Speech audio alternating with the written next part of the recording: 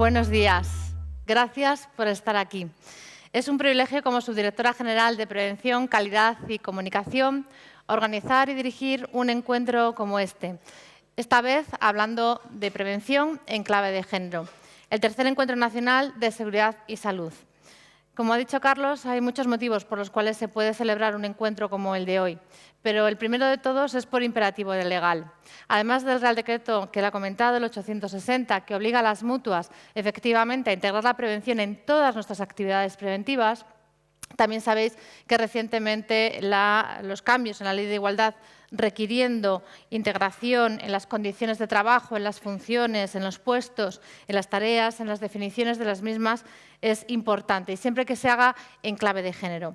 Los avances en la administración pública también son considerables. De hecho, como anécdota, hay un ejemplo, la Orden 412 del Ministerio de Trabajo, Migraciones y Seguridad Social, de marzo de este mismo año, relativa a la presencia equilibrada de hombres y mujeres en las intervenciones, actos y eventos del Ministerio. Como vais a comprobar, nosotros aquí lo hemos cumplido. Había escrito unas palabras, pero el gerente con buen criterio me dijo, Natalia, no te enrolles, todo el tiempo para nuestros protagonistas. Así que vamos allá. Solo decir que tenemos un hashtag, que es ¡Otra mirada PRL, que os animo a circular a través de las redes sociales. No sé si os gusta el cine, como parte de la cultura. A nosotros sí que nos gusta. Por eso este año habíamos pensado que quizá una manera interesante, diferente y atractiva para enmarcar la prevención y este acto era elegir 3 fragmentos de películas que perfectamente iban a delimitar de lo que estábamos hablando y nos iban a poner en situación. En esta primera mesa, Working Woman World, el mundo de la mujer trabajadora, vamos a poner un extracto de la película británica Las sufragistas, que probablemente todos conozcáis. Un drama histórico de la Inglaterra de hace un siglo, cuando las mujeres exigieron sus derechos políticos y lucharon por su dignidad. Veremos un fragmento sobre la invisibilidad de los riesgos laborales y la explotación desde niñas de las lavanderas. Qué duro, ¿no? Que os confieso que lo he tenido que ver unas cuantas veces y aún así... No sé si 100 años después, si las sufragistas levantaran la cabeza y entornaran los ojos y miraran este mundo, seguro que dirían que hemos mejorado y que hemos avanzado mucho, pero con una voz de mujer que no se escucha y que no se oye todavía por igual y con otro tipo de riesgos invisibles. Sobre esos riesgos invisibles vamos a hablar ahora. Con una duración aproximada de 60 minutos, tengo el placer de presentar a nuestros invitados y amigos. Sus currículums son amplios, los tenéis también en los cuadernillos y en el programa que os hemos hecho llegar, con un trocito también para que podáis coger apuntes si os apetece y sobre todo para que lo tengáis de recuerdo de esta jornada. Por favor, si vais subiendo los speakers de la primera mesa, os voy presentando. Jaime Sánchez Cano es el director del Servicio de Prevención Mancomunado de Endesa, licenciado en Ciencias Económicas y Empresariales, actuario de seguros, tras diversos años en el sector asegurador y bancario, orientados al mundo de la previsión social empresarial. En el año 2000 se incorpora a Endesa, asumiendo diferentes funciones. Tras cargos de experiencia internacional, en diciembre del 2014 asume el cargo que ostenta en la actualidad. Sentaros, por favor, poneros cómodos. Gracias. A su lado, Montserrat García Gómez, jefa del área de salud laboral de la Dirección General de Salud Pública, Calidad e Innovación del Ministerio de Sanidad, Consumo y Bienestar Social. Doctora en Medicina y Cirugía, especialista en Medicina del Trabajo, en Medicina Preventiva y Salud Pública. Incidirá en los aspectos de género más destacables del estudio epidemiológico de las enfermedades profesionales de España, 1990-2014.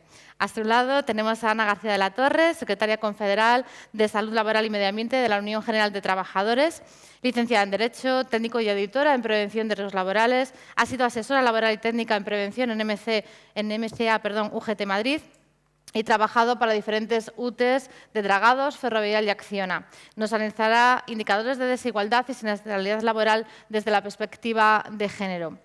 Marta Zimmerman Verdejo, a su lado, directora del Departamento de Investigación e Información del Instituto Nacional de Seguridad y Salud en el Trabajo, licenciada en Medicina y Cirugía, especialista en Medicina Preventiva y Salud Pública, ha sido técnico superior del Instituto y responsable del Servicio de Salud Laboral de la Dirección General de Salud Pública de la Comunidad de Madrid. ¿Quién mejor que ella para hablarnos de la publicación en diciembre del año pasado de las condiciones de trabajo según género en España? A su lado nos acompaña Asunción Martínez García, directora general de la División de Concesiones del Grupo Suez España. Asunción es licenciada en Ciencias Económicas y Empresariales, miembro del Comité de Dirección del Grupo Suez España, presidenta de Acuambiente, consejera de Aguas Municipalizadas de Alicante, Aguas de Murcia, Emasagra e Hidralia, presidenta de la Asociación Española de Empresas Gestoras de los Servicios de Agua Urbana y patrona de la Fundación Aquae. Con este impresionante bio, pues seguro que nos cuentas un montón de experiencias muy interesantes. A su lado tenemos a Miriam. Miriam Hernández Fernández es directora del Instituto Asturiano de Prevención de los Laborales, licenciada en Derecho, técnico y auditora en Prevención. Ha recibido la Medalla de Oro al Mérito Profesional de las Relaciones Industriales y las Ciencias del Trabajo y el Premio Nacional Prever 2011. Nos contará los avances del proyecto INGEPRE, que hemos trabajado juntas, aquí con Fraternidad y otras instituciones, focalizado en la integración de la perspectiva de género en la prevención en Asturias. Y por último, pero no por ello menos, tenemos a nuestra amiga Mar Cuenca Roldán, gerente de Seguridad y Salud Laboral de Nagas, diplomada en Relaciones Laborales, máster en Prevención y Gestión Medioambiental. Ha realizado un programa de transformación digital en el ámbito de recursos humanos y otro de desarrollo de directivos en el IES. Con una trayectoria de más de 20 años en Enagas, en Prevención, Medio Ambiente y Calidad, nos hablará de las buenas praxis en su empresa y también de su experiencia personal. Así que, bueno, gracias a todas y a ti, Jaime, gracias. Cuéntanos, ¿qué hacéis en Endesa que os convierte en un modelo a seguir para integrar el género y la diversidad? Si es que sois modelo. Tú me cuentas.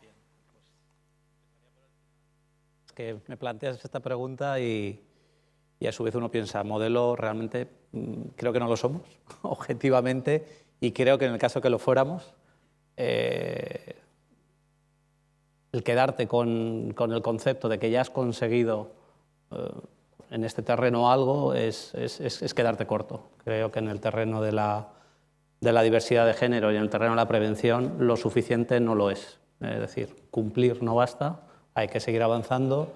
Yo en ese sentido hoy la verdad es que vengo con el interés y con la curiosidad, vengo no como moderador sino como escuchador, porque creo que para ser líder hay que seguir avanzando y creo que el liderazgo se ejerce en el camino, en el avance. Entonces, por lo tanto, no nos consideramos líderes, sí que creemos que estamos suficientemente involucrados, suficientemente comprometidos, pero la verdad es que ese liderazgo, la verdad es que no lo percibo como tal. No quiero decir que no tengamos muchos elementos a los que podamos estar orgullosos de todo lo que se ha conseguido, pero la verdad es que en este terreno nuestro liderazgo puede ser en esa voluntad de seguir avanzando y yo creo que el día de hoy puede ser un hito importante para abordar ese camino. Así que te agradezco tremendamente que hayas depositado esa curiosidad y ese interés adicional al que ya podíamos tener como grupo, ¿no? Muchísimas gracias, Jaime. Pues todo tuyo. Ahí os dejo. Gracias. Pues nada, pues muchísimas gracias, Natalia. Bueno, primero agradecer, por supuesto, la oportunidad de participar y también un poquito agradecer en este sentido, pues,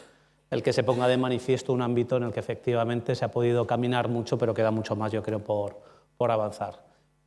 Quiero agradeceros a todas, la verdad, la oportunidad que me dais de preguntaros y de facilitar, la verdad, en este sentido, mi labor, que no decía no tanto de moderador, sino de escuchador. Pues la primera pregunta va para ti, para Montserrat, y quería preguntarte, ¿habéis participado en el estudio epidemiológico de las enfermedades profesionales en España entre el año 1990 y 2014? Y en este sentido, viendo los datos, en la declaración de enfermedades profesionales, las tasas crudas son mayores para hombres que para mujeres. Quería en este sentido si nos podías confirmar este dato y qué matizos puedes aportarnos sobre esta información. Buenos días, muchas gracias, Jaime. Quería, antes de entrar de lleno en el estudio, por supuesto, agradecer a Fraternidad Mumprespa y en particular a Natalia, con su entusiasmo, la posibilidad de compartir esta mañana un tema tan interesante y con esa mirada desde la mujer, y felicitar, porque yo creo que es uno de los temas más relevantes en donde tendremos que aplicarnos y, como decías antes, continuar avanzando, que tras ver este fragmento, ¿verdad?, que sobrecoge, tenemos claro hacia dónde debe ir el camino. Bueno, pues efectivamente ese estudio, que es un análisis de 25 años de la enfermedad profesional, en nuestro país decidimos que había que hacerlo y formó parte de la Estrategia Española de Seguridad y Salud en el Trabajo, porque desde el convencimiento de que solo los datos fiables, solo un análisis detallado de dónde están los problemas, a quiénes están afectando, dónde pasan, era lo que nos iba a permitir diseñar políticas de prevención eficaces. Y efectivamente, porque el tema de la enfermedad profesional, como todos sabemos, y si nos remontamos y queremos pensar en su causalidad, todos sabemos muy bien que es un tema muy complejo. Complejo en el sentido de que, con excepciones tipo exposición a ruido excesivo, hipoacusia, exposición a amianto, mesotelioma, sabemos que el tema de la exposición y que origina una enfermedad profesional es complejo y tiene detrás no uno, sino múltiples factores determinantes. Múltiples, cada uno de los cuales parcialmente explicativo. Y eso es lo que lleva a que en ocasiones se nos haga tan complicado poner el apellido laboral, profesional, a un problema de salud, a una enfermedad. Detrás vamos a ver factores de la persona, entre ellos el sexo, al cual nos vamos a dedicar ahora a hablar. Pero, por supuesto, factores diferenciales y desiguales de condiciones de trabajo, de exposiciones, que también vamos a tener ocasión de compartir en esta primera mesa. Pero no podemos olvidar, sin duda, y acabamos de ver un fragmento, como digo, sobrecogedor, los factores sociales, los factores legislativos. La legislación influye en el reconocimiento de la enfermedad profesional. Y, por supuesto, qué decir de la economía. Factores macroeconómicos de un país pueden incidir en un mayor o menor reconocimiento de enfermedad profesional. En ese sentido, y por querer aportar datos, información que fuera un poco más precisa, nos volcamos a hacer este estudio en el cual vimos que en el año 1990 el 16% de las enfermedades correspondían a mujeres, solo el 16%. Al final, en el 14, este porcentaje ya era del 48% y ahora mismo está también muy similar con los hombres. Y que la variedad de tasas entre hombres y mujeres, por ocupaciones, por actividades, era tan diferente que nos llevó a pensar que el análisis de datos agregados no era útil ni eficaz, porque efectivamente las tasas brutas surgían y salían superiores en hombres, pero con mucha diversidad. Y eso nos animó a hacer lo que en epidemiología conocemos como análisis ajustado de estos riesgos relativos, utilizando variables, viendo las interacciones y la posible confusión entre estas interacciones en las variables, e hicimos este análisis, lo cual nos llevó, y aquí me quedaría como primera pregunta, a esta magnífica sorpresa, magnífica para nosotros en el sentido de que corroboraba cosas que se estaban publicando en otros estudios, que era que las mujeres, ajustando por variables como el estudio, edad, sexo, año de declaración, tipo de ocupación y tipo de actividad, en la mayoría de ocupaciones y actividades, sobre todo ocupaciones, sufrían por lo menos una vez y media más enfermedades profesionales que los hombres, y esto fue nuestro primer paso para intentar bajar un poquito en tal concepto que era la primera vez que afloraba. Muy bien, pues muchísimas gracias. Pues para ti, Ana, va la segunda pregunta. Es evidente que todavía en la sociedad hay sectores en el ámbito de la economía, sectores claramente femeninos, y también es evidente que hoy los puestos de responsabilidad siguen fundamentalmente o mayoritariamente ocupados por hombres, por personal masculino. En este sentido, en el campo de los riesgos laborales, esta marcada segregación horizontal y este marcado también carácter vertical en cuanto a los puestos de responsabilidad, ¿qué incidencia tiene en el ámbito de los riesgos laborales? Sí, bueno, muchísimas gracias por la pregunta, Jaime. También quiero comenzar, y no puede ser de otra manera, mi intervención dando las gracias a la Fraternidad por acordarse siempre de invitar a la Unión General de Trabajadores. La verdad que llevamos viniendo ya con 3 años. Yo creo que esto se va a consolidar y vamos a tener muchísimos años más para estar aquí y poder hablar de temas que son fundamentales como este, que en mi opinión es la asignatura pendiente. Pero bueno, aprovecho primero para felicitar a Natalia especialmente y a todos los que han organizado este evento, porque realmente han hecho un esfuerzo tremendo y creo que va a ser un éxito seguro. Bueno, ahora ya entrando en materia, bueno, yo diría, y me gustaría empezar dejando claro, creo que tenemos que recordar que la igualdad es un derecho fundamental que está recogido en la Declaración Universal de los Derechos Humanos. Yo creo que a veces se nos olvida, ¿no? Y que la OIT ya hablaba hace años de que había que incluir la perspectiva de género en todo lo que tuviese que ver con la gestión de la empresa. Y si hablamos de la gestión de la empresa, también tenemos que incluir todo lo que tiene que ver con la gestión de la prevención de los riesgos laborales. La Agencia Europea ya en el 2003 hablaba de que las futuras directivas tenían que tener esa perspectiva de género. Es decir, me da una cierta pena el que estemos hablando de esto como que es un tema fundamental hoy, cuando ya deberíamos tener adelantado bastante camino y tener que esperar a que haya imperativos legales para poder asumir que la perspectiva de género tiene que estar integrada en cada una de las fases, etapas y, por supuesto, en la prevención de riesgos laborales. Es verdad, tú lo decías, hay una segregación tanto vertical, porque todavía los puestos de trabajo, tengo aquí el porcentaje. Fijaos, según la encuesta nacional de condiciones de trabajo del 2015, el 64% de los puestos con trabajadores a su cargo lo tienen hombres, frente al 36%, que bueno, poquito a poco vamos dando pasos las mujeres y vamos teniendo a nuestro cargo trabajadores y trabajadoras. Hay una evidente segregación vertical, pero también hay una evidente segregación horizontal. Hay sectores muy masculinos donde están los riesgos tradicionales, donde son trabajos todavía muy masculinos, y hay otros sectores como pueden ser servicios o los cuidados o educación, donde se dedican más las mujeres. Esa segregación también se ve reflejada en las cifras de siniestralidad. Tenemos que los hombres están afectados por riesgos más tradicionales, mientras las mujeres sufren los riesgos invisibles, que yo cuando hablo de riesgos invisibles no hablo ni de emergentes ni de nuevos, sino de los psicosociales, que también ya llevamos tiempo. Hay que hacer muchas cosas, hay que cambiar el Real Decreto que regula las enfermedades profesionales, porque no estamos incluyendo todas las patologías derivadas de los riesgos psicosociales que afectan a las mujeres. Tiene el Real Decreto de 1200, no recuerdo, del 2006 exactamente, es un Real Decreto muy masculino, o sea, tendríamos que darle esa perspectiva de género. Y bueno, tenía muchísimas más cosas, pero ya me voy de tiempo. Luego tengo oportunidad de retomarla. Seguro que sí. Seguro que sí, gracias. Yo quiero pedir disculpas porque efectivamente el tiempo marca el límite y la verdad es que el terreno para hablar es inabordable y muy interesante. Pues ahora la siguiente pregunta, Marta. Quería preguntarte qué indicadores de inequidad en condiciones de trabajo, las condiciones de empleo, se han objetivado en la encuesta nacional de condiciones de trabajo. Si nos puedes... Bueno, reitero las gracias a Fraternidad por invitar a la casa a la que represento.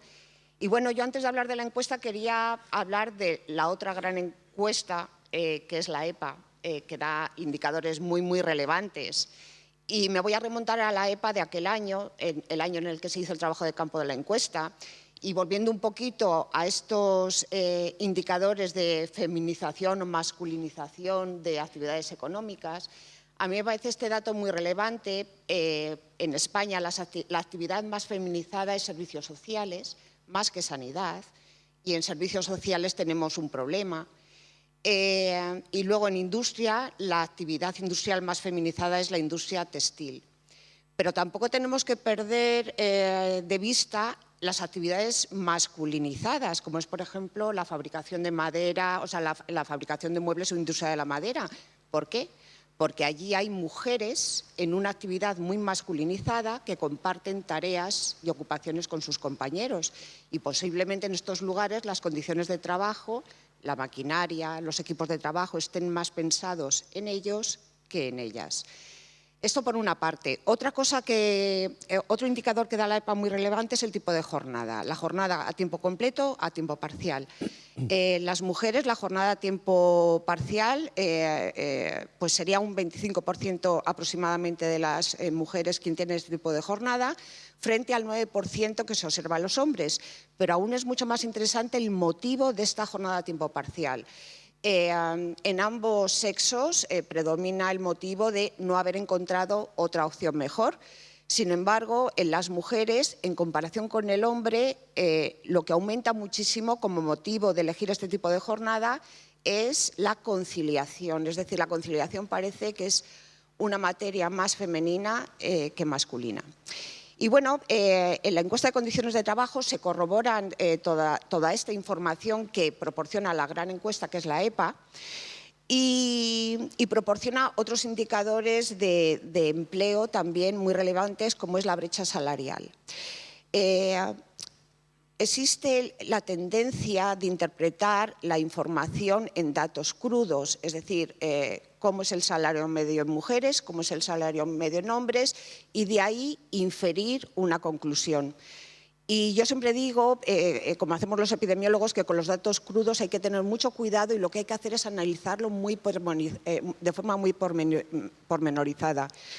Y lo que sí que se observa con este análisis detallado es que, efectivamente, a nivel de dato crudo, la mujer tiende a recibir un salario menor que los hombres.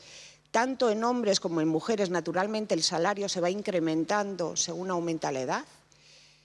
Y lo más llamativo es que la brecha salarial, a pesar de ese incremento de salario, la brecha salarial se hace cada vez más amplia entre hombres y mujeres según aumenta la edad. Y luego, un análisis ajustado por otras variables importantes, como puede ser el tipo de jornada, la ocupación, etcétera, corrobora que esa brecha salarial se mantiene, afectando especialmente a algunas ocupaciones, como es administrativas en este caso, vendedoras e incluso ocupaciones más técnicas como son técnicos de apoyo. Muchísimas gracias, Marta. Pues la Asunción es su turno. El Grupo Suez se caracteriza por su apuesta firme por la política de equidad y la política de conciliación. En este sentido, ¿me podrías explicar, o nos podrías explicar, perdón, a todos los presentes, cuáles son los beneficios en la mejora de las condiciones de trabajo de las mujeres que esta apuesta supone? Sí, hola, buenos días, Jaime. En primer lugar, como mis compañeras, no puedo por menos que agradecer a la Fraternidad y a Natalia y a Carlos en este caso el habernos invitado a Suez a poder participar de esta estupenda jornada que seguro que nos dará la clave de muchos éxitos futuros en el tema, ¿no? Bueno, efectivamente, el Grupo Suez tiene implantada ya hace años una dirección de equidad, en la cual tiene como eje primordial, evidentemente, la implantación en la cultura corporativa de todos aquellos implementar decisiones para que erradiquen cualquier tipo de discriminación en la empresa. Cualquier tipo de discriminación de todo tipo. O sea, el reto es discriminación por razones étnicas, religiosas, de orientación sexual, pero evidentemente enfocado sobre todo en dos temas: la igualdad de género, sobre todo, y la diversidad funcional. La igualdad de género desde el inicio, desde la selección, la formación, la retribución o el desarrollo de carreras profesionales de todas nuestras compañeras de la empresa. La diversidad funcional, por supuesto, garantizando cumplimiento de la ley, no solamente el cumplimiento, sino yendo más allá y estableciendo objetivos de integración más allá de los propios cumplimientos de la ley. Tenemos que partir un poco de la base para que os hagáis una idea. El Grupo Suez es un grupo, se ha comentado, muy masculinizado. Tenemos dos hándicaps. Por una parte, somos 12.000 empleados aproximadamente, los cuales hay muchísimo operario, de gente de calle, que evidentemente son normalmente colectivos masculinizados. Y por otra parte, es una empresa muy técnica, por tanto, hay mucho ingeniero, mucha gente de carreras técnicas, que ya de origen las universidades son un 20% de mujeres frente a un 80% de hombres. Con lo cual, a la que quieras contratar muchas mujeres, lo que sale es lo que hay, el 20%. Con todo y con eso, intentamos, evidentemente, tenemos ya en torno a un 35% de mujeres técnicas en la empresa, con lo cual quiere decir que tendemos a potenciar ese tipo de perfiles, ¿no? En esta dirección de equidad tenemos un plan estratégico de equidad de Suez con 6 retos estratégicos divididos en 17 retos operativos y 44 acciones en todas las líneas, ¿no? En caso concreto de lo que es la equidad, el primer punto, evidentemente, es integrar en la cultura organizativa el hecho de la equidad. Igual que en prevención tenemos a gala, es decir, que cualquiera de nuestros trabajadores en la empresa, objetivo número uno cuando tú dices, o de qué puede una persona presumir en Suez, y aquí los compañeros de Fraternidad lo saben, es el tema de prevención. El tema de prevención tenemos palanca de todo tipo para que cualquier trabajador tenga claro que la prevención es el número uno en la empresa, ¿no? Pues ahora intentamos que la equidad vaya en esa línea y, por tanto, implantar como cultura organizativa, como cultura corporativa, el valor de la equidad. Queremos posicionarnos como grupo. Somos un grupo, como decía, de 12.000 trabajadores con cierto nivel en el país y, por tanto, cualquier acción que se pueda comunicar, que se pueda poner como referente, puede servir de referente para otras empresas, ¿no? Queremos mejorar el equilibrio entre presencia de mujeres y hombres. Lo comentaba antes Ana, la segregación vertical, la horizontal. Evidentemente, hay muchas posiciones que tenemos que incrementar en términos de mujeres directivas. Integrar el equilibrio de la vida laboral, familiar y personal en todos la cultura organizativa. hacer lo que llamamos la comunicación inclusiva. Tenemos todo un manual de comunicación inclusiva dentro de la empresa para que cualquier tema de lo que se hable vaya en esa línea, para que todo el mundo lo tenga claro. Y bueno, fomentar, evidentemente, garantizar unos climas asociados a este tipo de políticas en toda la empresa. Luego en las siguientes preguntas igual puedo comentar algo más porque el tiempo se va rápido. Madre mía, pues sí, muchísimas gracias. La verdad es que es un modelo potentísimo y muchísimas, seguro que daría más de sí. Pues Miriam, voy a preguntarte también, en el proyecto INGEPRE, habéis participado distintas instituciones, el Instituto Asturiano de la Mujer, la Consejería Presidencia de Justicia e Igualdad del Gobierno Principal de Asturias y el Instituto Asturiano Prevención de Riesgos Laborales, junto con Fraternidad Muprespa. En este sentido, quería que nos comentaras en qué medida resulta tan importante la colaboración entre distintas entidades, entre distintas asociaciones en la participación de este tipo de iniciativas para la integración de género efectiva. Sí, Jaime, muchas gracias. Buenos días a todos. Lo primero, gracias por esta oportunidad de venir a contar algo que es nuestro. Deberías estar tú aquí, Natalia, o incluso tú, Ana, que eres la que tienes que decirnos cómo se llama, INGEPRE o INGEPRE, porque es nombre tuyo. Por lo tanto, en ese sentido, quiero agradecerte el impulso ante este programa. Esto es un poco impresionante. Tengo 3 minutos, enseguida saldrá eso y dirá Time's Up y yo me pondré toda nerviosa. Sí. Pero bueno, es que este auditorio da un poco de respeto, ¿eh? Estáis todos ahí a oscuras, parece que de repente te van a poner a ti un foco y te van a hacer un tercer grado. Por eso, a lo mejor, es tan importante trasladar las cosas en cortas píldoras para que lleguen las ideas claramente. La importancia, en este caso, de la sinergia es total. Creo que el proyecto INGEPRE en Asturias ha llegado a donde ha llegado y va a tener el recorrido, espero, mucho más largo, porque todas éramos mujeres. Natalia, como responsable de prevención de una gran mutua como es Fraternidad Muprespa, y desde luego Ana en Asturias, que es un estandarte en este respecto. Almudena, la directora general del Instituto Asturiano de la Mujer, obviamente mujer, y yo, como directora del Instituto Asturiano de Prevención de Riesgos Laborales, tenemos, creo, una obligación extra de visibilizar la problemática de la prevención de riesgos con perspectiva de género. Creo que es una responsabilidad añadida a las mujeres que tenemos cargos de dirección el visibilizar esta situación para servir de acicates y que se trabaje en este aspecto. Por lo tanto, la importancia total. El Instituto Asturiano cuenta con la información estadística. Al igual que Marta, tenemos nuestro pequeño observatorio en Asturias. El Instituto Asturiano de la Mujer cuenta con todo el conocimiento y toda la capacidad de desarrollo de políticas de igualdad y, desde luego, Fraternidad Muprespa, aparte de contar con grandísimos profesionales, contó en este caso con la iniciativa de ponernos a trabajar en este sentido, que en un principio surgió de esa colaboración que lo que pretende es posicionar a aquellos sectores y aquellas actividades feminizadas clarísimamente, que todos conocemos, ponerlas en negro sobre el blanco, saber cuáles son y poder incidir específicamente sobre ellas, aunando esfuerzos de todos los agentes implicados y provocando que eso genere una mejora de las condiciones de trabajo. ¿Qué nos encontramos? Pues lo que ya esperábamos, trabajando a partir de los datos del Observatorio de Condiciones de Trabajo del Principado de Asturias, nos encontramos con los sectores feminizados que ya esperábamos. Como todos, no hace falta explicarlo, parece que ya lo ha dicho Marta, lo ha dicho Monse. Nos encontramos con servicios de comidas y bebidas, nos encontramos obviamente con servicios en establecimientos residenciales con o sin pernocta, y nos encontramos con actividades relacionadas con los servicios, las comunidades de propietarios, es decir, porterías y trabajos similares. Esos son los 4 sectores a los que nuestro trabajo se focalizó, haciendo un diagrama de jerarquización de actividades prioritarias por riesgo y por siniestralidad. Por lo tanto, nos encontramos con una población claramente feminizada, un 80% de trabajo de mujeres sobre hombres. Curiosamente, casi todos los representantes sindicales y casi todos los jefes son hombres.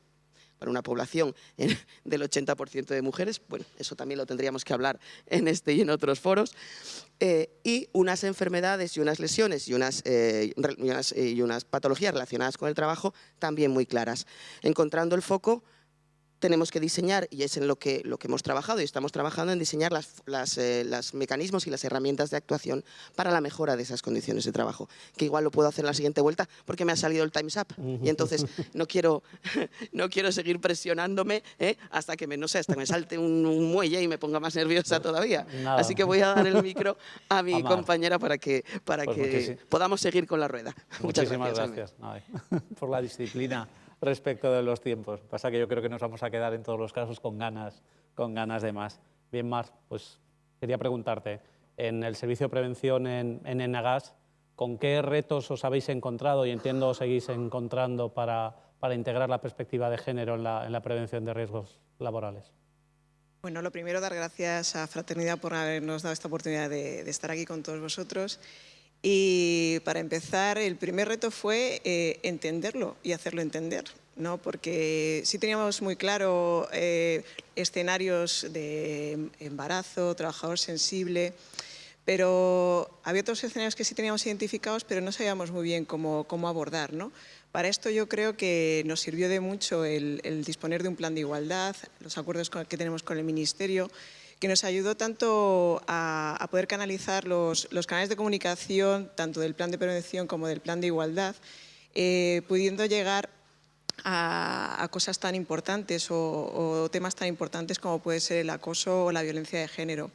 También nos fijamos mucho en ver los momentos y unir esos momentos en los mensajes de sensibilización en los que la profesional se acerca a Enagas, ¿no? Desde el momento que es contratada, cuando pasa a un estado de embarazo, maternidad, cuando cambia de puesto tras una baja de larga duración, incluso cuando se prepara para una jubilación. Son momentos que la compañía entendió que eran claves, ¿no? para poder explicar sus objetivos, ¿no? Yo tuve la oportunidad de pasar 4 momentos por la maternidad y es verdad que en Enagas puedo dar fe que evolucionó bastante en ese aspecto. Lo he vivido de 4 maneras diferentes, en primera persona. Algo también muy importante a destacar y que fue un reto es que pues, la presencia de la mujer era poca o muy poca, ¿no? Porque es una industria. Y tuvimos que empezar por cosas tan básicas como bueno, aseos para todos y todas, EPIs o calzado de seguridad y ropa adaptada a nuestras necesidades. Yo tuve suerte porque tenía un 41 y no les provoqué ningún tipo de problema a la hora de verme calzado la primera vez, pero se ha tenido que trabajar esto, ¿no? Pero quizá lo más importante, aparte de esta parte más física, fue la apuesta por la diversidad, ¿no? Hubo un momento en que no solamente, y eso también me acompañó en mis diferentes fases de la vida dentro de la compañía, apostar no solamente por el desarrollo de competencias y formación, sino por el liderazgo, ¿no? El liderazgo entre nosotras, tanto en la vida personal como en la vida profesional. Y eso a través de programas como Mujeres con Talento o el programa... otros programas de desarrollo directivo nos hizo evolucionar. Importante también, aparejado a la diversidad, el tema de conciliación. Enagas ha puesto en un momento determinado en certificarse como empresa familiarmente responsable. Ahora mismo tiene un elenco de 116 medidas que no vamos a contar. Pero sobre todo el detalle es la apuesta personalizada. Cada persona, la oferta tiene que ir alineada con la demanda, ¿no? Y por tener 3 grandes bloques por finalizar, para poder abordar la pérdida de control del tiempo, que era algo que nos preocupaba, ¿no? Pues aquí la compañía, las medidas que proponía, que son efectivas, ¿no? Es la flexibilidad tanto horaria como de espacial, ¿no? El que tengas también ayuda para cuidado de hijos o mayores, todas las apuestas que hacían que fuera más flexible esto. De cara a lo que era... la salud económica, por decir, ¿no? Salud financiera, pues también cómo la empresa se comprometió a percibir el 100% del salario en estados de baja maternal y paternal, por supuesto, o ayudas a préstamos, o que tus objetivos y tu reducción variable fuera con un cómputo anual, pues esto yo creo que también es importante. Son guiños que nos permitieron ver que evolucionábamos, ¿no? Y por último, y para finalizar, pues el tema de la igualdad de oportunidades, ¿no?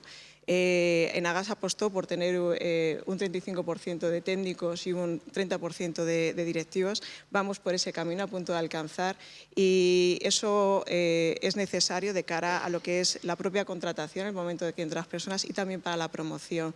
Por lo tanto, eso nos ha ayudado a evolucionar y que esos riesgos o esos escenarios que no teníamos muy claros cómo abordar, creo que estamos por un buen camino. Pues muchísimas gracias. Es evidente que lo que hoy es obvio antes no lo era tanto, ¿no? Y eso sí que pone de manifiesto lo muchísimo que se ha avanzado. Pues muchísimas gracias, Mar. Pues vamos a iniciar la segunda ronda de preguntas y en este caso, volviendo al estudio, lo que íbamos a preguntar, Montserrat, es si nos podías comentar la relación que pueda existir entre el género y los distintos tipos de ocupación y actividad. Sí. Efectivamente, como decía Miriam, de aquí nosotras apenas os vemos, pero lo que sí que vemos es ese reloj de los 3 minutos y que va bajando. Así que yo cambio lo que os quería contar ahora mismo porque hay un montón de datos y de tablas en el estudio que os digo rápidamente que está en la web y que se puede consultar en metodología, en datos, en información, etcétera, y por lo tanto ahí lo vais a ver muy detalladamente y en el aspecto que más os interese, pero surgieron cosas tan curiosas después de ver este cambio en el riesgo global que decíamos de tener más riesgo de tener enfermedad profesional el hombre a pasar a ser que era un 50 superior en las mujeres, pues a partir de ahí lo que hicimos fue el cálculo de los riesgos relativos por tipo de ocupación y tipo de actividad y sector de actividad económica. Entonces, ahí surgen cosas tan llamativas como que, por ejemplo, las mujeres de la manufactura tienen un 350% de riesgo relativo frente al 99% de hombres.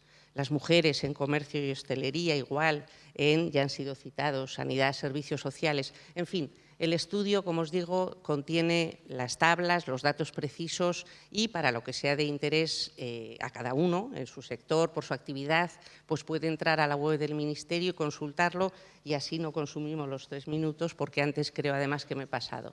Pero sí un par de cositas me gustaría comentar porque gracias a ese cuadernillo que habéis preparado tan detallado, pues yo quería compartir mientras lo leía anoche. Me ha encantado saber que existan gerentes de felicidad, lo cual nos sitúa ya también en otro orbital. Y por lo que se refiere a la enfermedad en sí, estamos en esta otra mirada, en ver si hay impacto diferencial por sexo y hemos visto que sí, pero me gustaría añadir el otro concepto para mí pendiente en la enfermedad profesional y que tenemos que ser capaces de abordar y afrontar estos próximos años, que es dar el paso a la declaración y reconocimiento de las enfermedades complejas, las crónicas, las prevalentes hoy en día. Estamos en la declaración y el reconocimiento de lo fácil, todo el capítulo de lo osteomuscular, fácil entre comillas, entendedme. Osteomuscular, como sabéis, es prevalente en la estadística oficial, etcétera. Nos falta, porque no está en el cuadro, lo decía Ana, la esfera mental, esto está claro, si no está en el cuadro no podemos, lo hacemos a través, como sabéis, de panotrats o como accidente de trabajo o enfermedad relacionada, pero son poquitos casos. Pero para mí tenemos que empezar a hablar y poner el foco en elevar el reconocimiento de enfermedades tales como cáncer, cardiovasculares, respiratorias complejas, que no estamos consiguiendo tampoco que afloren. Yo fíjate que he estado exacta, hasta un poquito menos porque antes me he pasado. Así que, como antes me he pasado y ahora cedo ese tiempo a las compañeras. Muchas gracias. Pues entonces, nada, agradecerte esa, parece que el tiempo manda, pero yo creo que lo que manda hoy es la materia que estamos tratando. En todo caso, muchísimas gracias por esa... Los mensajes importantes están dados. El resto son datos que se pueden consultar en la web, o sea que yo creo que invitaros a consultar efectivamente la interesantísima encuesta que habéis realizado. Gracias y felicidades otra vez por la oportunidad. Pues muchísimas gracias, Montserrat. Pues Ana, yo te pediría también cuáles son las principales líneas de actuación que los agentes sociales han abordado o están abordando en materia de de género en materia de prevención de riesgos. Enseguida os las cuento, pero no me puedo resistir. Ojalá hubieras podido hablar de la infradeclaración que hay del cáncer de origen laboral, no solamente los hombres. El año pasado hubo notificados 26, creo recordar, y 2 eran de mujeres, cuando hay estimaciones de que al menos 800 y pico hombres fallecen en nuestro país al año por un cáncer relacionado con el trabajo, y nosotros lo que reclamamos y venimos reclamando del UGT es la prevalencia, ¿no?, de las causas para poder tener que se declare como contingencia profesional. Bueno, entrando en lo que los agentes sociales podemos y estamos haciendo, yo creo que lo primero que voy a hacer, porque traía ahí una parrafada, pero me lo voy a saltar todo también, es hablaros de, porque creo que debemos ponerlo en valor, la estrategia de seguridad y salud en el trabajo que se firmó en el 2015-2020, que recientemente, no hace mucho, hemos firmado el tercer plan de acción 2019-2020, donde esa estrategia ya nos dice, y ya venía de la estrategia 2007-2012, o sea que había que afrontar la prevención de riesgos laborales con un enfoque de género, identificando las diferencias para poder realizar una mejor prevención y una mayor protección de la salud y la seguridad de los trabajadores y las trabajadoras. La propia estrategia lo dice. Ahí estamos los interlocutores sociales, están las administraciones públicas, Administración General del Estado, las comunidades autónomas, algunos de los que estamos aquí. En el seno del Instituto Nacional de Seguridad y Salud en el Trabajo, pues tenemos un grupo de estrategia y a través de ahí también emanan una serie de acciones que ejecutamos con la Fundación y donde hacemos diferentes documentos que además os aprovecho para poneros a disposición. Tenemos una página web porque la UGT, no sé si sabéis que tiene un observatorio de riesgos psicosociales. Hemos creado una página nueva donde tenéis toda la documentación. Tenemos guías que abordan la prevención de riesgos laborales desde el género. Multitud de documentos y yo creo que es interesante que los conozcáis, no voy a entretenerme en ese punto. ¿Qué podemos hacer los agentes sociales más allá de negociar esa estrategia, de tener un papel protagonista en el Instituto Nacional de Seguridad y Salud en el Trabajo, que somos muy activos? También a nivel internacional, deciros que estamos promoviendo, junto con la CES, de la que formamos parte los sindicatos españoles, la Unión General de Trabajadores fue miembro fundador, estamos promoviendo, porque hemos visto la necesidad de que estos riesgos psicosociales realmente haya un paraguas, haya una legislación que ampare a todos los Estados miembros de la Unión Europea. Y lo que estamos hubo una resolución reciente del último comité ejecutivo de la CES donde se acuerda que se va a promover, poner en el punto de mira de la agenda política de la Unión Europea el que se haga una directiva de riesgos psicosociales. Riesgos psicosociales que, vuelvo a decir, los sufren fundamentalmente las mujeres. Se ha hablado aquí de las condiciones precarias en las que trabajamos las mujeres, en que tienen una contratación muy alta a tiempo parcial, por cierto, involuntaria, como tú bien has dicho. Hablamos de brecha salarial, hablamos del doble cuidado, ¿no?, de los hijos, de los padres, etcétera. Y todo eso lo tenemos que tener en cuenta a la hora de hacer la evaluación de riesgos, las medidas preventivas. Nosotros desde el sindicato también lo que hacemos es, a través de la negociación colectiva, promover que todas aquellas cláusulas que tienen que ver con la seguridad y la salud en el trabajo tengan ese enfoque de género, porque no podemos tratar desde un enfoque neutral este tema. No podemos hacer una evaluación de riesgos masculina para una mujer. Tenemos que tener en cuenta, bueno, y podríamos hablar de que esto es mucho más amplio que hablar de mujer, ¿eh? Tenemos que hablar de género en sentido amplio. Entonces hay que tener en cuenta las especificaciones, las cualidades de cada persona para poder realmente hacer una protección eficaz en materia de seguridad y salud en el trabajo. Y nada, muchas gracias. Y la verdad que me quedo con ganas de contaros cosas, pero bueno, no hay manera. Tú con ganas de contar, nosotros con ganas de preguntar. Indudablemente has abordado un tema que es importantísimo, que también son los factores de riesgo psicosocial y la importancia de la diversidad de género y el análisis individualizado de incidencia de estas cuestiones en este campo tan relevante. Muchísimas gracias y disculparos también, pero efectivamente el tiempo es finito y el tiempo es limitado. Pues muchísimas gracias. Marta, te quería preguntar, me has comentado antes las diferencias en cuanto a las condiciones de trabajo entre hombres y mujeres y queríamos preguntarte si este patrón diferenciador incide también en las condiciones, lógicamente, de salud de hombres y mujeres. ¿Nos puedes ilustrar un poco sobre esta cuestión? Yo quería comentar que muchas veces hay gente que no cree en las encuestas porque son datos de percepción, no son datos corroborados con un sistema de medición preciso, exacto, etcétera. pero estos datos de percepción a veces dan una información que no se puede obtener de ninguna otra forma. Hablando de condiciones de trabajo, pues los patrones, por ejemplo, de carga física son muy diferentes en hombres y mujeres. En hombres predominaría, por ejemplo, la manipulación de cargas, mientras que en mujeres predominaría los movimientos repetitivos mano-brazo y todo el componente derivado de posturas.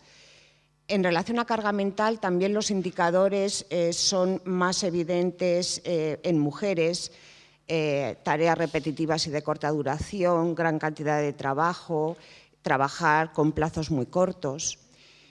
Y todo ello pues, va a afectar bastante a la salud. Luego en la encuesta hay un indicador de satisfacción con el trabajo realizado, no satisfacción con las condiciones de trabajo ni con las condiciones de empleo, sino con el propio trabajo realizado. Y es también muy curioso ver cómo en general las mujeres están más satisfechas con el resultado de su trabajo que los hombres, excepto para algunas actividades o ocupaciones como son las administrativas y las financieras. Aquí las mujeres estarían un poquillo más descontentas que sus compañeros. Cuando se les pregunta sobre si el trabajo influye negativamente sobre la salud, son los hombres los que con más prevalencia dicen que el trabajo les está afectando negativamente a la salud. Y, sin embargo, en la encuesta, cuando preguntamos por morbilidad, las mujeres son las que tienen más episodios de IT por enfermedades directamente relacionadas con el trabajo. Las mujeres tienen más trastornos musculoesqueléticos y otros episodios como migrañas, cefaleas, cansancio. Y, por ejemplo, hablando del estrés, cuando analizamos datos crudos hombre-mujer, la prevalencia de estrés es muy similar en hombres y mujeres, pero cuando hacemos un análisis más pormenorizado, vemos que hay sectores en los cuales la incidencia de estrés es mucho más elevada en mujeres que en sus compañeros, como es, por ejemplo, en el caso de educación y de actividades financieras, que creo que en esta actividad, al igual que ocurre con servicios sociales, tenemos un problema. Bueno, y esto sería más o menos el resumen de la morbilidad percibida. Pues muchísimas gracias. Supongo que también hay que invitarnos, ¿no?, a ver los datos en su conjunto y el análisis. Pues muchísimas gracias, porque la verdad es que sí que se pone de manifiesto una incidencia clara, ¿no?, en las condiciones de salud también por cuestión de género. Pues en este caso ya la siguiente pregunta es para ti, Asunción, que quisiera que nos pudieras contar, por favor, sobre el proyecto ReWater Global Plan, qué aspectos de prevención, que es vuestro plan estratégico, cuáles son los aspectos específicos que en materia de prevención y de perspectiva de género estáis incorporando en este plan estratégico. Si eres tan amable. Sí, vamos a ver, cuando en el 2015 la Organización de las Naciones Unidas creó los famosos Objetivos de Desarrollo Sostenible, los ODS, con los 17 retos y las 169 objetivos concretos, nosotros teníamos definido en la empresa un plan de desarrollo sostenible que llamamos. Entonces intentamos acompasar ese plan nuestro e integrarlo dentro de lo que es de alguna forma el reto global que las Naciones Unidas nos había puesto como objetivo a todas las asociaciones, organizaciones y en este caso concreto las empresas, como ser motor de esa transformación económica, social, etcétera, en el mundo, ¿no? Nuestro ReWater Global Plan tiene tres grandes áreas: la parte, lo que llamamos planeta, que todo lo asocia evidentemente a temas medioambientales, a lucha contra el cambio climático, economía circular, biodiversidad, etcétera, etcétera, como no puede ser de otra forma en una empresa de nuestras características. Bloque que es el de las alianzas, el valor compartido que llamamos, innovación, universidades, clientes, concienciación ciudadana, etcétera. Y una tercera pata del reto del plan que es muy importante, es el tema personas. Aquí es donde incluimos toda aquella sociedad, pues evidentemente seguridad y salud laboral, equidad, etcétera, ¿no? En los ODS hay el objetivo número 5 de los ODS es igualdad de género.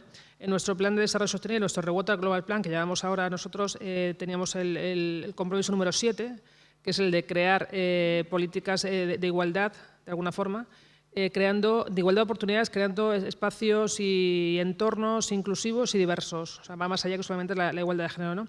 En el caso concreto de igualdad de género tenemos un objetivo claro, todo se mide para ser más fácil luego de hacer el seguimiento. El tema de de igualdad de género tenemos un objetivo claro, que es llegar al 33% de mujeres en puestos directivos en el año 2021. Estamos ya al 31,8 aproximadamente, con lo cual vamos en buena línea, ¿no? También comentaba la compañera de Endesa. Es una forma también de apalancar esas oportunidades para las mujeres, ¿no? En cuanto al tema de planes de igualdad, antes del cambio legislativo, que eran más de las empresas de más de 250 trabajadores que tenían que tener el plan de igualdad considerado, tenemos 13 empresas que cumplían esos requisitos, sin embargo tenemos 55 planes de igualdad creados ya. Quiero decir, queremos en el 2021 que el 100% de nuestras empresas tengan un plan de igualdad, pues con toda la medida de conciliación disponibles, evidentemente desde flexibilidad horaria, jornada continuada, adecuación de horarios pues para cuidado de niños menores de 3 años o de familias con dependencia. Es muy importante para nosotros el tema de formación. Hay más de 8.000 horas, tenemos más de 8.000 horas en el año 2018 para temas de igualdad, equidad, diversidad, etcétera, en todos los entornos de la empresa. Es importante, comentaba antes, la brecha de técnicas y técnicos, de carreras técnicas, con lo cual potenciar muchísimo las carreras STEM. Estamos haciendo campañas en todos los ayuntamientos, con colegios, de todos donde estamos, para potenciar en niñas pequeñas el tema de las carreras tecnológicas. Es evidente que vamos a tener una brecha no solamente salarial, sino digital, porque si no hay esas carreras de inicio las niñas, y el mundo va básicamente hacia la digitalización, de aquí a unos años, si no hay mujeres que se dedican a eso, es imposible que esa brecha seguirá yendo, y eso ya se está viendo, ¿no? Tenemos muchísimas ¿cómo diría? Pues, temáticas que implementamos para este tipo de políticas. El tema del currículum ciego, o sea, la empresa, cualquier proceso de selección está asociado para técnicos, está asociado a un currículum ciego donde no aparece ni evidentemente el nombre, ni el sexo, ni la edad. Y debo decir que los últimos contrataciones han sido todas mujeres, ha sido ciego, o sea, no está enfocado, pero bueno, hemos tenido la suerte, con lo cual ayuda al tema este. Bueno, me he quedado sin tiempo, pero bueno, valoración de riesgos, evidentemente, para mujeres embarazadas y en periodo de lactancia, como otras empresas. Yo creo que es muy... Nosotros reevaluamos, cuando una persona dice que está embarazada, reevaluamos ya su puesto de trabajo.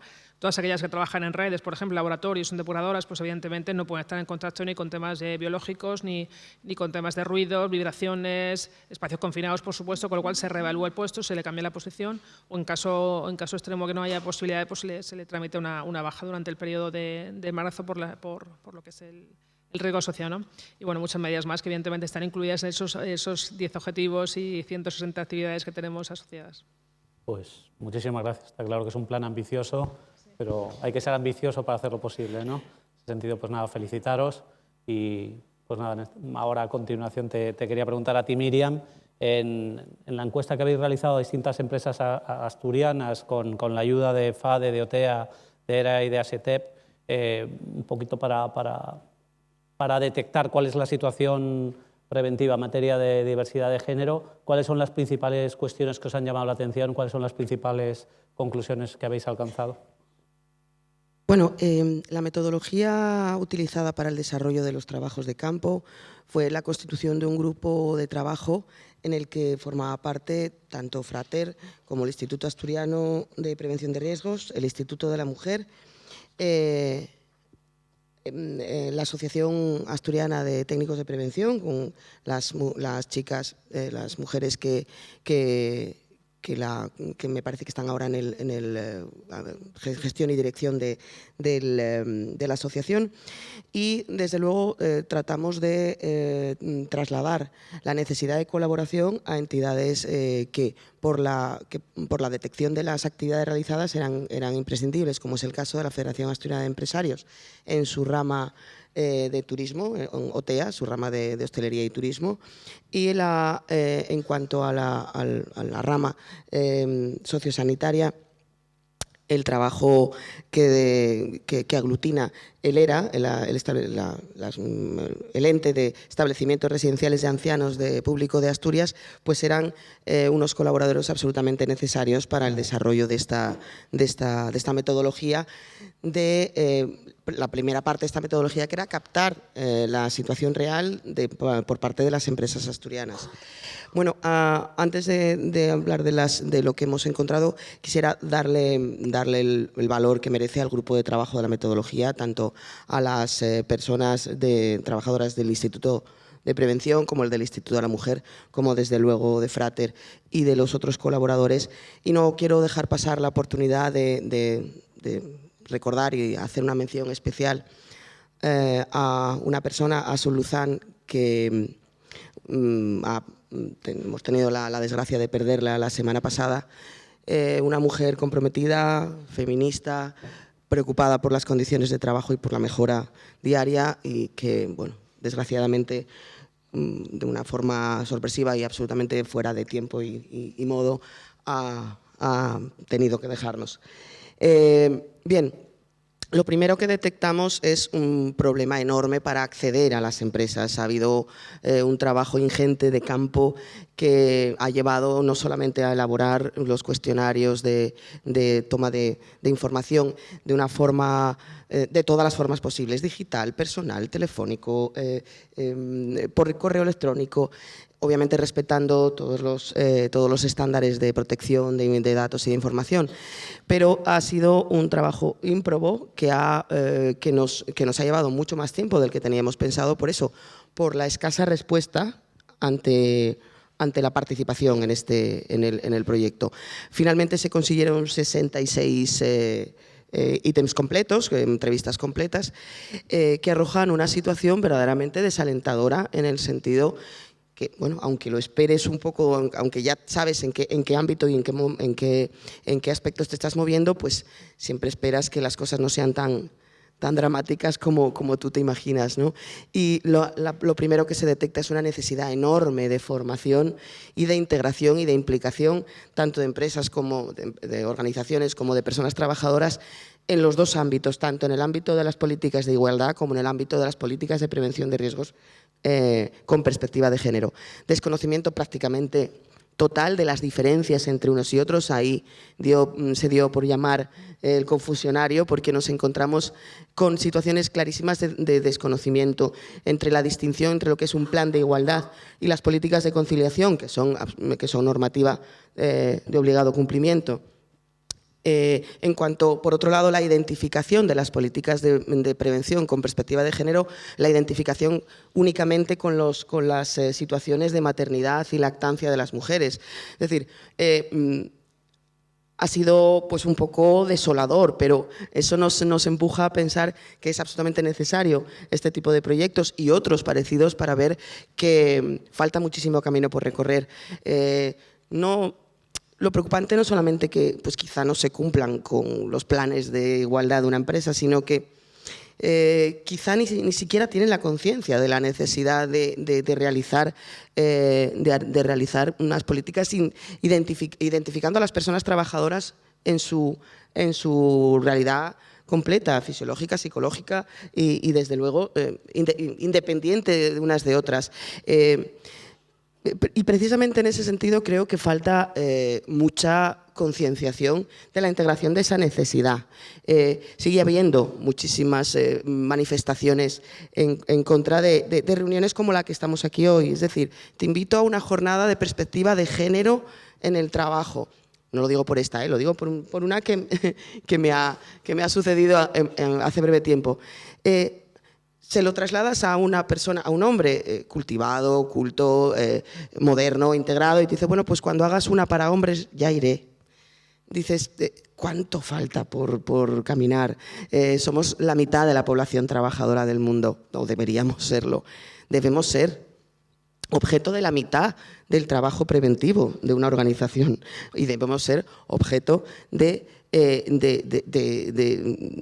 equilibrio en cuanto a la división, a la diversificación y al diseño de políticas tanto de conciliación como de promoción empresarial, como de formación y como de progreso personal y de desarrollo profesional. Por lo tanto, aplaudo la iniciativa, en este caso de Frater, por llevarnos por este camino y obligarnos a desarrollarlo. Me comprometo a seguir trabajando en esto, bueno, si hacemos una segunda vuelta, porque aquí hay algunas que estamos en funciones, y si no, me comprometo a dejar clara mi apoyo al trabajo desarrollado hasta ahora y la continuidad en siguientes ediciones, porque creo que, aunque nos cueste, aunque vayamos lentos, aunque tengamos la reticencia de los demás, es nuestra obligación moral como mujeres trabajadoras y directivas apoyar y empujar, porque ese péndulo que viene de muy lejos pues nos atraiga a una realidad más equilibrada y más justa para todos los trabajadores y trabajadoras de España. Muchas gracias. Gracias a ti, Miriam. Está claro que la realidad es dura, pero el camino se está haciendo, y felicitaros también por la capacidad que tenéis de asociaros y de promover este tipo de iniciativas que son tan necesarias. Muchísimas gracias. Y bueno, para cerrar, Mar, te quería preguntar también desde perspectiva de empresa. Nos has comentado anteriormente cuáles eran los retos con los que os encontrasteis. Nos gustaría ahora si nos podríais explicar un poquito cuáles son los próximos pasos, cuáles son las próximas iniciativas que tenéis en mente abordar en materia de diversidad de género, en materia de prevención. Muy bien, pues después de todo el camino que llevamos hecho, vamos a seguir insistiendo en sensibilización hasta llegar a la normalización, ¿no? A que haya un equilibrio.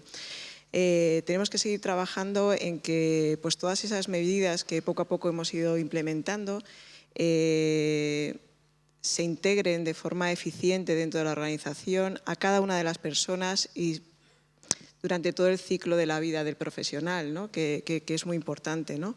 Hay que llegar desde campañas generales, ¿no? Que nos recuerdan todos los días, buenos días, estamos aquí, hasta recordar a nivel de individuo en esos momentos que comentaba antes, ¿no? Que el individuo o la individua, ¿no? se acerca a la organización, recordarle lo que tiene para poder disfrutar, porque se nos olvida.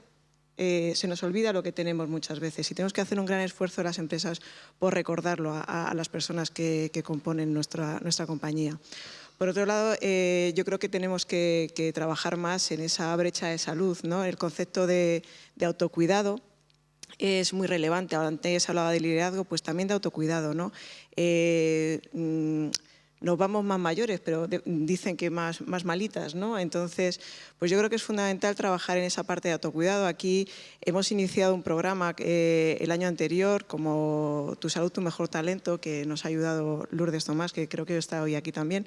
Y yo creo que es fundamental tanto para nuestros profesionales como para los empleados en general el tener esa concepción de autocuidado, ¿no? de poderse ver y así nosotros poder conocer qué podemos ofrecer. Hay dos factores que también creo que debemos desarrollar. Por un lado, el factor de riesgo biológico, que aunque sí está muy abordado, el tema de maternidad, lactancia. Hay una parte de enfermedades prevalentes en la mujer que quizá le tenemos que hacer un guiño, ¿no? Esas migrañas, esos temas circulatorios que quizá debemos de ayudar a acompañar en ese ciclo, ¿no? Para llegar de una manera mejor. Y también, por otro lado, escuchar todos esos datos que afortunadamente tenemos de vigilancia de la salud, de encuestas de clima, de evaluaciones psicosociales, que nos van a ayudar a poder poner nuevos retos. Son momentos de que las personas se ponen en contacto con nosotros y nos dan información que debemos tratar. Y eso yo creo que es algo que tenemos mucho para hacer todavía, para sacar un mayor provecho de ello. Y también otro factor importante a seguir trabajando es el riesgo social, ¿no? Por cuidados a terceros, ya sea hijos, ya sea mayores. Tenemos que seguir trabajando ahí en estos programas, al igual que en programas que garanticen, ¿no? Y sensibilicen a la plantilla en general a identificar posibles causas de acoso o violencia de género. Yo creo que tenemos que seguir trabajando, tenemos mucho camino por hacer, tenemos que tener las orejitas bien tiesas y sobre todo ofrecer aquello que se demanda, ¿no? Para tener una mejor evolución. Y yo creo que con esa coherencia, ¿no? de acto frente a grandes políticas o grandes líneas que los grandes carteles deben de existir, debemos de recordar el día a día con cositas muy pequeñas para que se vean nuestras personas identificadas. Pues muchísimas gracias. Quería, pues, de nuevo, daros las gracias por permitirme moderar, y en este caso, más que moderar, escuchar. Y quería, por supuesto, daros las gracias por todas las vías que nos habéis abierto de interés y por todo el camino que se está caminando y que sois representantes desde los distintos ámbitos, cómo se contribuye a a la materia de diversidad de género desde la perspectiva de la prevención. Pues una vez más agradeceros vuestra presencia, agradeceros a Frater el hecho de brindarnos esta posibilidad y damos por concluido, yo creo, el primer panel. Pues